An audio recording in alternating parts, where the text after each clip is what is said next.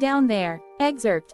Down there is a scary story about a man who is digging a well when he finds something strange going on at the bottom of the hole. This is inspired by an old episode of Amazing Stories called Thanksgiving, and a classic short story by Howard Rosleth called Hey You Down There. There was a man and a woman who lived on a run-down farm in the middle of nowhere. The husband was a mean and cantankerous old man who took pleasure in making his wife's life miserable.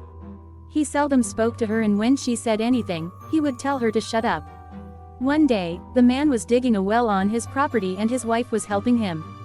All of a sudden, the bottom dropped out of the deep hole. The man was puzzled and wanted to see what had happened, so he told his wife to go back to the house and fetch a flashlight. When she came running back with it, he switched the flashlight on, tied it to a rope and lowered it down into the hole. It went down and down, but no matter how much rope he let out, it never seemed to reach the bottom. The man started pulling the rope back up, but it got caught on something. He started pulling on it, but it felt like something was pulling back. Frustrated, the man gave it a big tug and suddenly, the rope was almost yanked out of his hands. Eventually, he managed to pull the rope up, but when he got to the end of it, the flashlight was gone. Instead, there was a small, white pouch attached to it. With trembling hands, he opened it and to his surprise, a chunk of gold tumbled out along with a handwritten note.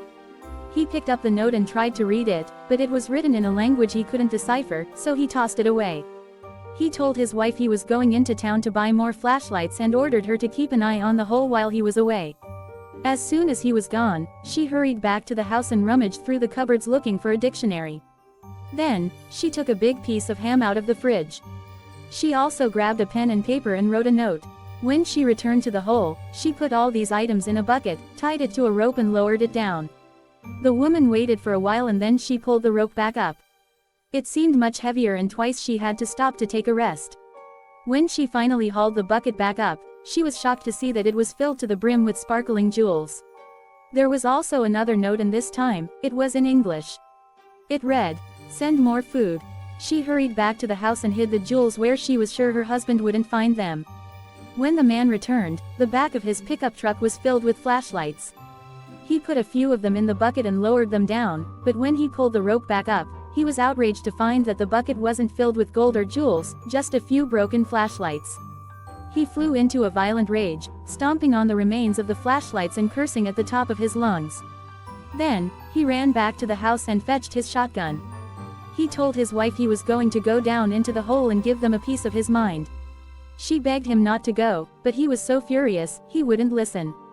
He attached a big oil drum to the winch on the back of his pickup truck. Then, he climbed into the drum. He gave his wife orders to lower him down, and after 10 minutes, bring him back up again. She threw the switch and the man was lowered down in the oil drum. The woman stared at her watch as 10 whole minutes passed, then she flicked the switch and the winch began to drag the oil drum back to the surface. She peered into the drum, but her husband wasn't there. Instead, it was filled with gold bars, jewelry and coins. Sitting on top of them was another note. It read, "Thanks for the meat.